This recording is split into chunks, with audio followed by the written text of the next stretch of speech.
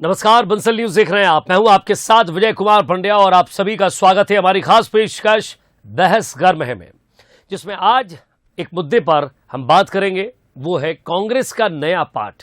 आखिर क्या नया पाठ है? 2023 की इन चुनावी तैयारियों में कांग्रेस के दिग्गज नेता मोर्चे पर जुटे हुए हैं।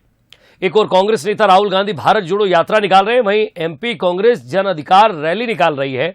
तो अब बाल कांग्रेस टीम भी मैदान में उतरने की तैयारी में है। गुरुवार को बाल कांग्रेस की बैठक होने जा रही है, जिसको लेकर कांग्रेस उपाध्यक्ष ने कहा कि बाल कांग्रेस के कार्यकर्ता अब घर घर जाकर आजादी के संघर्ष में अपना योगदान देने वाले स्वतंत्रता सेनानियों के नामों से रूबरू करवाएंगे। साथ ही बीजेपी के आजादी के अमृत महोत्सव को घेरने की रणनीति बन रही है। हालांकि बीजेपी से जनाधार बचाने का प्रयास बता रही है। इस पूरे मसले पर कांग्रेस से सीपी शेखर उपाध्यक्ष हैं मध्य प्रदेश कांग्रेस के, उनकी अपनी राय है, लेकिन इस पर भूपेंद्र सिंह ने भी पलटवार किया है। आज इस देश में ये परंपरा चल रही है कि स्वतंत्रता संग्राम के नाम से जो लोग शहीद हुए हैं उनके नाम मिटाए जा रहे हैं। स्वतंत्रता संग्राम के इतिहास को नहीं बताया जा रहा है। केवल एक सरदार पटेल को, जो माननीय गुजरात के, जिनका हम भी आदर करते हैं, उसके अलावा बाकी नेताओं ने जिन्होंने देश का निर्माण किया है, पंडित जवाहरलाल नेहरू, मौलाना आज़ाद, जाकिर हुसैन, डॉक्टर राजेंद्र प्रसाद, इनके बारे में कोई बात करना है भारतीय जनता पार्टी की सरकार पसंद नहीं करती है। तथ्य तो है कि देश का निर्माण का सबसे बड़ा किसी को श्रेय है तो पंडित जवाहरलाल नेहरू को है। ये सब राजनीतिक चाल इनकी है। तो बाल कांग्रेस के जरिए हम बच्चों को इस देश की वस्तुस्थिति, आज़ादी आंदोलन और देश के विकास और निर्माण और अम्बेडकर जी का जो इतिहास उसके बारे में बताना चाहते हैं। भारतीय जनता पार्टी जिन्होंने देश में योगदान दिया है उन सब लोगों की याद दिलाने का काम कर रही है। कांग्रेस तो सिर्फ एक ही याद दिलाएगी कि देश को आज़ाद सिर्फ गांधी परिवार ने किया और किसी ने नहीं किया है। और जो जनाधार खत्म हो रहा है कांग्रेस का, वो जनाधार बचाने के लिए सारे प्रयास हो रहे हैं। चलिए, तो एक बार फिर से जनाधार बचाने की ये कवायद है या वाकई स्वतंत्रता संग्राम सेनानियों की याद दिलाने की कोशिश हो रही है, या कांग्रेस अपने लोग, जिन्होंने गांधी परिवार के लोगों ने जिन्होंने कोशिश की, जिनका नाम अब मिट रहा है, उसको लेकर बात होगी, या फिर ये चुनावी मुद्दा है जिसको लेकर चुनाव में कांग्रेस उतरेगी? इस पर चर्चा करते हैं। हमारे साथ राकेश शर्मा जी, बीजेपी प्रवक्ता हैं। स्वागत है आपका राकेश शर्मा जी। और कांग्रेस से अजीत सिंह भदौरिया साहब, वो भी हमारे साथ जुड़ रहे हैं, उनसे भी हम बातचीत करेंगे। सबसे पहले मैं अजीत सिंह भदौरिया साहब, आपका इस पर रिएक्शन लूंगा, क्योंकि बाल कांग्रेस घर घर जाएगी, स्वतंत्रता संग्राम सेनानियों की याद दिलाएगी। तो क्या आपको लगता है कि स्वतंत्रता संग्राम सेनानियों को भुला दिया गया है?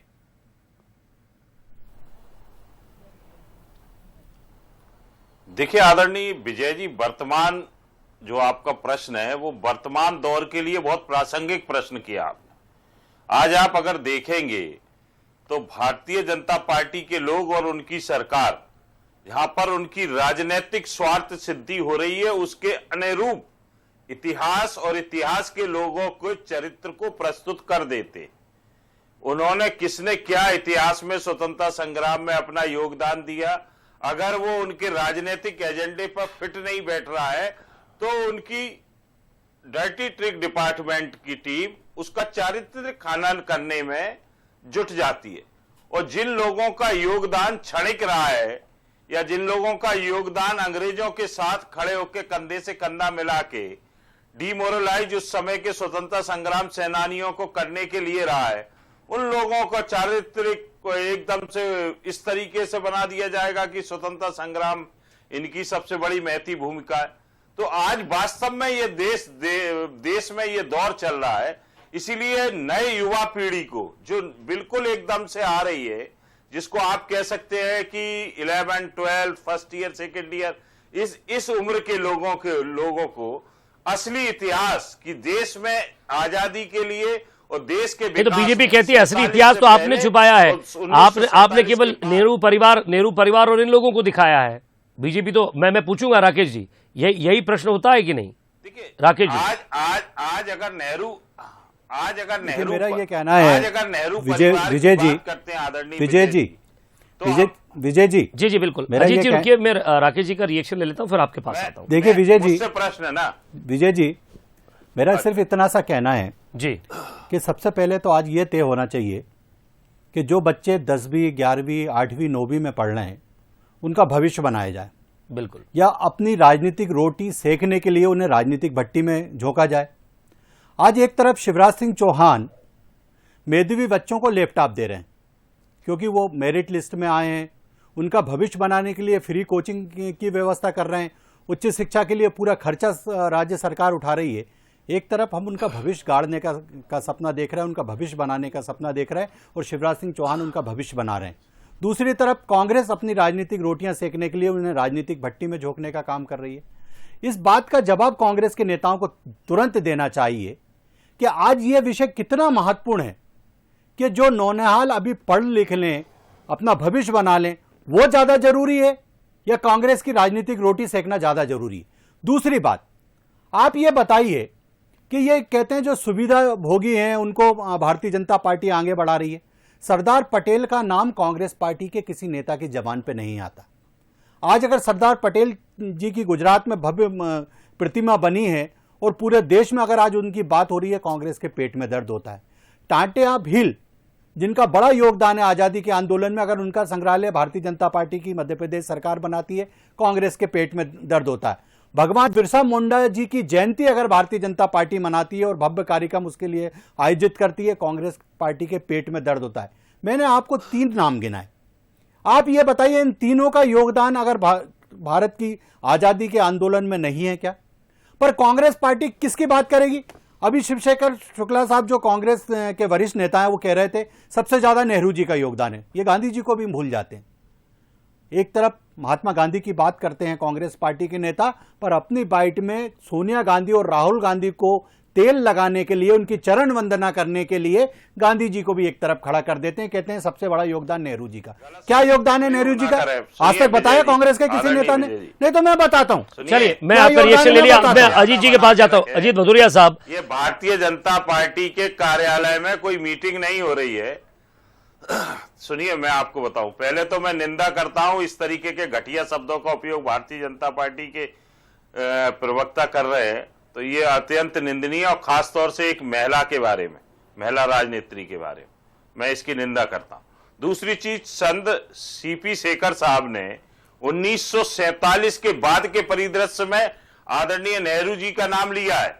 आप उनकी बाइट अगर ध्यान से सुनेंगे तो उसमें देखेंगे कि 1947 के बाद के उनके परिदृश्य में उन्होंने नेहरू जी को कोट किया, पहली चीज।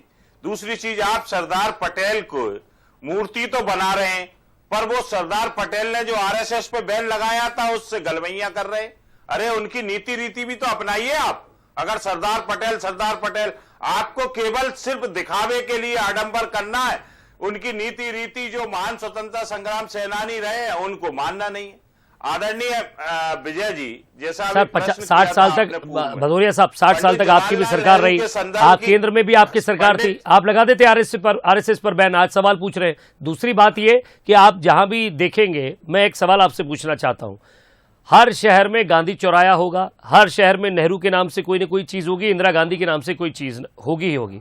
आज स्वतंत्रता संग्राम सेनानियों की बात हो रही है, तो क्या इससे पहले कांग्रेस ने बाकी लोगों की फोटो, उनकी मूर्तियां, उनका जो है योगदान नहीं याद दिलाया? इस पर भी जरा राकेश शर्मा जी को इंगित करवा दीजिए। आप एक स्वतंत्रता संग्राम सेनानी का नाम बताइए, मैं बता देता हूं। मैं ग्वालियर में रहता हूं, वहां भगत सिंह जी की भी मूर्ति है, पंडित लाल बहादुर शास्त्री जी की भी मूर्ति है, सरदार पटेल जी की भी मूर्ति है।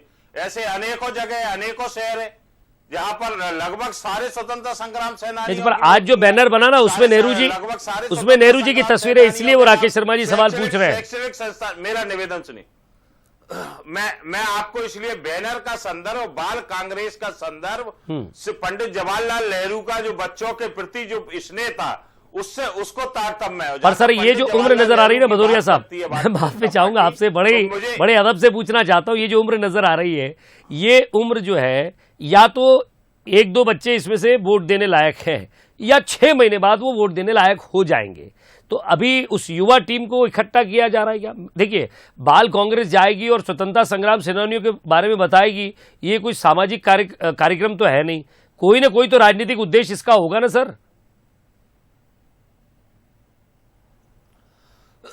यही प्रश्न यही प्रश्न आदरणीय विजय जी जो आज भारतीय जनता पार्टी के लोग कर रहे हैं, यही प्रश्न स्वतंत्रता संग्राम के समय जब बच्चों ने स्वतंत्रता संग्राम आंदोलन में अपनी योगदान दिया था अपनी क्षमताओं के अनुरूप, तब यही लोग करते थे। आज देश में वही विकट परिस्थितियां पैदा हो चुकी है, तो युवा पीढ़ी को या जो नहीं, ऐसी क्या विकट परिस्थितियां है? आप बताइए, वो 2 से 3 विकट परिस्थिति बताइए। मैं राकेश शर्मा जी के पास रिएक्शन लेने जाऊंगा। आप 2 ऐसी विकट परिस्थिति बता दीजिए, 2 या 3, जिसका जवाब राकेश शर्मा जी के पास नहीं हो। देखिए, आज पूरा इतिहास बदल दिया जा रहा है। आज मैंने आपको पहले ही कहा ना, अपनी राजनीतिक स्वार्थ की रोटियां जहां सेकने का वक्त आ रहा है, वहां भारतीय जनता पार्टी उस स्वतंत्रता संग्राम सेनानी को लाके खड़ा कर देते हैं। जहां इनसे स्वार्थ सिद्धि नहीं होती, उसके चारित्र्य हनन करने का काम करते। नाम पूछिए भैया, इनसे नाम पूछिए, इसका चरित्र हनन पूछिए ना। छोड़ते हैं क्या पीछे? गोडसे को ये लोग पूज रहे हैं, महात्मा गांधी को, ये इनके राज्य में गोडसे की मूर्ति बन रही है, गोडसे की मंदिर बन रहे हैं, गोडसे को पूजा जा रहा है, तो ये इतिहास नहीं बदला जा रहा क्या आदरणीय विजय जी? नहीं तो वो हिंदू महासभा अलग है, उसका भारतीय जनता पार्टी से क्या लेना देना? सर आप मुझे मौका दीजिए प्लीज। जी राकेश जी कुछ कहना चाहते हैं। चलिए अजीत जी अगर सरकार राकेश जी कुछ कहना चाहते हैं, उनको सुन लेते, फिर आपके पास आता हूं। देखिए, मुझे तो बड़ी हास्यास्पद स्थिति लगती है अजीत भदौरिया जी की। वो जिस ग्वालियर का प्रतिनिधित्व करते हैं उसके बारे में जानकारी नहीं है इन्हें। गोडसे की मूर्ति जो रखते थे, गोडसे की जन्म तिथि जो मनाते थे, गोडसे का जो मंदिर मनाते थे, वो आज इनकी कांग्रेस पार्टी में इनके बगल में बैठ के चाय पीते हैं। उन्हें कांग्रेस पार्टी ज्वाइन कर ली। पूरे देश में उसका विरोध हुआ। उसके बाद कमलनाथ जी ने उसको पार्टी से नहीं हटाया, उस व्यक्ति को सम्मान से कांग्रेस पार्टी में शामिल कर लिया। ये किस मुंह से बात करते, किस मुंह से बात करते? दूसरी बात, जब सरदार वल्लभ भाई पटेल जी की मृत्यु हुई और उनका अंतिम संस्कार मुंबई में हो रहा था, उनका अंतिम संस्कार मुंबई में हो रहा था, नेहरू जी ने पत्र निकाला था कि मेरी सरकार का कोई भी मंत्री उस अंतिम संस्कार में भाग लेने नहीं जाएगा, कोई भी अधिकारी भाग लेने नहीं जाएगा।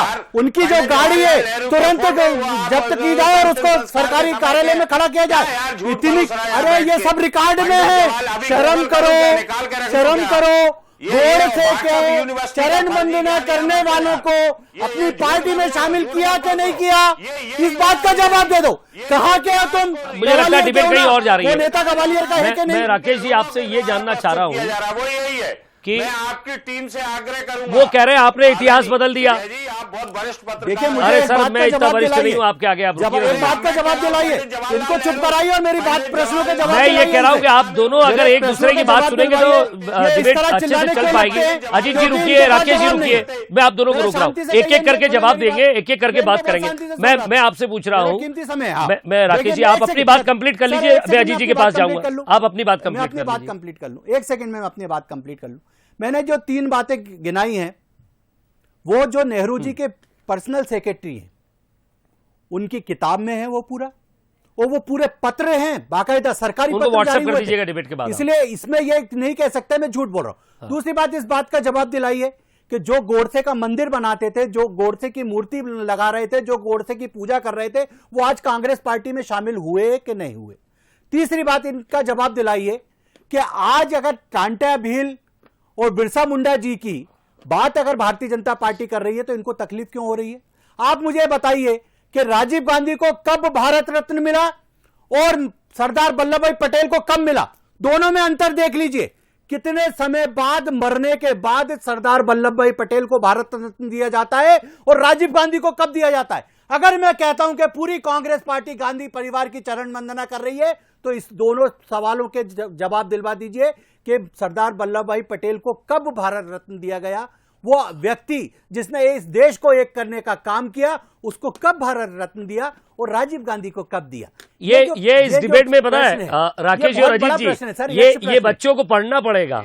मैं आपको बता रहा हूं कि ये तभी तो बता पाएंगे स्वतंत्रता संग्राम सेनानियों के बारे में, क्योंकि असली नकली क्या है ये आप कह रहे हैं कि इन्होंने इतिहास बदल दिया, राकेश जी कह रहे हैं उन्होंने इतिहास बदल दिया था। एक सेकंड सर, आप ये बताइए कि भगत सिंह, सुखदेव और राजगुरु को आतंकवादी पढ़ाया जा रहा था आज तक के इनके इतिहास में?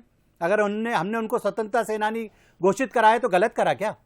आप ये देखिए, चलिए मैं सवाल लेकर जाता हूं। अजीत भदौरिया साहब 3 बड़े सवाल पूछे, उनके साथ मेरा भी सवाल है कि बच्चों का ये कौन सा इतिहास इस देश पे थोप रहे थे, जरा बताइए मुझे। चलिए वो कुछ कहना चाह रहे हैं। किया जा रहा है, तकलीफ क्यों हो रही है, क्यों तकलीफ हो रही है? इनको डाउन करिए। बिल्कुल, आप राकेश जी पूरी बात उनकी सुन लीजिएगा, उसके बाद जवाब देंगे। करिए आप, मैं बताता हूं। हाँ, अब आओ आप। हम कांग्रेस वो विचारधारा है जिससे प्रभावित होकर गोडसे को पूजने वाले महात्मा गांधी को पूजने लगे। ये कांग्रेस की विचारधारा की उपलब्धि है कि नहीं है? अगर कांग्रेस में ग्वालियर में चौरसिया जो ये विचारधारा है आप। राकेश जी उनको सुन लीजिए, वो सुन रहे हैं सर, मेरे प्रश्नों के जवाब दिलाइए, क्योंकि ये कोई वो नहीं चल रहा कि ये भाषण देना है। मुझे बताइए, ये जवाब दिलाइए इनसे कि गोडसे को पूजने वाले आज कांग्रेस में हैं कि नहीं, जवाब दिलाइए। वो बात कर रहे हैं ना आप, बात नहीं आपने जब आपने अपनी बात रखी तब तक मैं चैलेंज दे रहा हूँ पूरी डिबेट में, इस बात का जवाब दे दें। वो दे रहे हैं सर, देने दीजिए, वो जवाब दे रहे हैं ना। हमने तो मूर्ति को जब्त किया था। राकेश जी आप उनको बोलने देंगे ना। राकेश पार्टी में शामिल कर रहे हैं। अरे राकेश जी मेरा एक निवेदन है, आप उनको जवाब देने दीजिए, मेरा आपसे निवेदन है। अरे इनको मैं उसी का तो जवाब दे रहा हूं, मैं उसी का। आदरणीय विजय जी, मैं बहुत विनम्रता से आग्रह कर रहा हूं, हिंसा की विचारधारा को मानने वाला एक व्यक्ति, गोडसे को पूजने वाला एक व्यक्ति अगर अहिंसा की विचारधारा को स्वीकार करता है और महात्मा गांधी को पूजने लगता है, तो जीत किसकी हुई? आप बताइए, जीत किसकी हुई? महर्षि वाल्मीकि भी डकैत जब ऋषि बन जाता है, किसकी तुलना वाल्मीकि से कर रहे हो? तुम्हारा तो ठेका है हिंदुओं का अपमान करना, वाल्मीकि से उसकी तुलना कर रहे हो। एक 2 करोड़ के व्यक्ति की तुलना वाल्मीकि से कर रहे हो। 2 करोड़ का व्यक्ति है वो, मैं तुम्हारे चैनल के माध्यम से कह रहा हूं, वो 2 करोड़ का व्यक्ति है, उसकी तुलना वाल्मीकि जी से मत करिए। शर्म कीजिए, थोड़ा शर्म कीजिए, शर्म कीजिए। आप जरा शब्दों का चयन ठीक से कीजिए, मत कीजिए ऐसे तुलना। राहुल गांधी की तुलना राम से करते हो, राहुल गांधी इस लायक है कि राम जी की तुलना उनसे की जाए? क्या वो हो गया तुम्हारी बुद्धियों को? क्या हो गया बुद्धि को? क्या बुद्धि को क्या हो गया? मोदी नहीं चल पाया। राकेश जी उनको सुन लीजिए थोड़ा सा, वो अपनी बात कंप्लीट कर देंगे, फिर वो आरोप लगाएंगे कि उनकी बात नहीं सुनी जाती है। राकेश जी उनको जवाब देने दीजिए प्लीज। घरे में मत खड़ा करो बटरिंग के चक्कर में। आप उनकी बात सुन लीजिए, उसके बाद आप जवाब दीजिएगा। इनका तो माइक डाउन करना पड़ेगा। बात तो सही करो, जवाब तो दो। एक बात का जवाब मिल गया कि नहीं मिल गया विजय? अब बात का जवाब चलिए, आपने मतलब एक बड़ा हृदय रख किया आपने। देखिए वो जवाब आपको मिला ना राकेश जी, बहुत बड़ा एक विशाल हृदय किया, उस विशाल हृदय के अंदर उसको समा लिया। ठीक है, आगे बढ़ते हैं। तो आज के बाद इनको ये नहीं बोलना चाहिए गोडसे के पुजारी, अब बताइए, क्योंकि गोडसे के पुजारी कांग्रेस में। सर इसके पीछे ये भी तो हो सकता है कि गोडसे की पूजा ना हो, तो नहीं, उन लोगों को कांग्रेस में जोड़ लिया जाए ताकि ये विवाद ही खड़ा ना हो। अरुण यादव ने क्यों विरोध किया था? कांतिलाल भूरिया ने क्यों विरोध किया था? क्या उनके हृदय छोटे हैं? मैं आपके सामने 2 प्रदेश अध्यक्ष और एक नेता प्रतिपक्ष क्या बता रहा हूँ, उस आदमी का विरोध किया था इन 3 नेताओं ने। उनके हृदय छोटे। चलिए 2 सवाल और बचे, उसका जवाब दीजिएगा, फिर मैं राकेश जी के पास जाऊंगा, समय कम है। अजीत जी 2 सवाल और बचे। नहीं आप पूछिए 2 सर सवाल। वही 2 सवाल जो राकेश जी पूछ रहे थे, आप उन 2 सवालों का और जवाब दे दीजिए। राकेश जी सवाल दोहरा दीजिए। देखिए मैं इनसे पूछ रहा था कि भगत सिंह, सुखदेव और राजगुरु को कांग्रेस आतंकवादी पढ़ाती थी कोर्स में, ऐसा था क्या सर? चलिए एक सवाल का जवाब दीजिए, ऐसा था क्या? अगर हमने उनको ठीक कर दिया, हमने उनको राष्ट्रभक्त घोषित कर दिया, हमने उनको सर आप वो जवाब दे रहे हैं, राकेश जी जवाब दे रहे हैं, वो जवाब दे रहे हैं। छेड़छाड़ हो रही है साहब, इतिहास के साथ छेड़छाड़ हो रही है। अब मेरी बात सुन लीजिए, अरे मेरी बात सुन लीजिए, मेरी बात तो सुनिए। इतिहास आपने भी पढ़ा है, मैंने भी पढ़ा है, जितने दर्शक देख रहे हैं उनने भी पढ़ा है। वो तो हंस रहे होंगे ये राकेश शर्मा जी की बात सुन के। आप पे रहे सर, ये हंस रहे होंगे क्योंकि भारतीय जनता पार्टी ने सिवाय कांग्रेस पार्टी झरे में विरोध कर रही है, उसको आप पार्टी में झाड़ू लग जाती है ना, टुकड़े टुकड़े। राकेश जी उनको बोलने दीजिए ना, कांग्रेस पार्टी में सर निवेदन, राकेश जी उनको बोलने दीजिए। कांग्रेस की पूरे देश में जमानत जब्त हो रही है, हंस रहे हैं। राकेश जी मैं आपके पास आ रहा हूँ ना, आप उनका जवाब तो सुन लीजिए। क्या है यार, बंद करिए। सर मैं आया हूं आपके पास, मत चिंता कीजिए आप। ये मछली बाजार बनाने की इनकी आदत गई नहीं। सर आप जवाब दीजिए, मैं बीच में, इसलिए तो सर एंकर का काम क्या है, मैं कर रहा हूं ना वो काम। जाते हो मछली बाजार?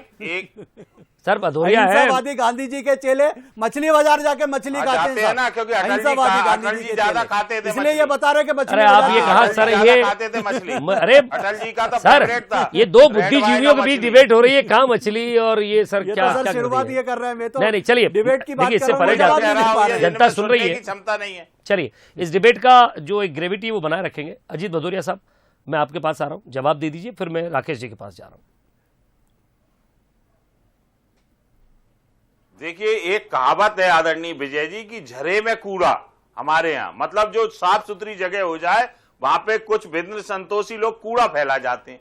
वही हालत भारतीय जनता पार्टी आज कर रही है और उसकी विचारधारा स्वतंत्रता समय के 1947 से पहले करती आई है। इन्होंने महात्मा गांधी जी की इनकी विचारधारा ने दांडी मार्च का विरोध किया, 1942 में भारत छोड़ो आंदोलन का विरोध किया, असहयोग आंदोलन का विरोध किया।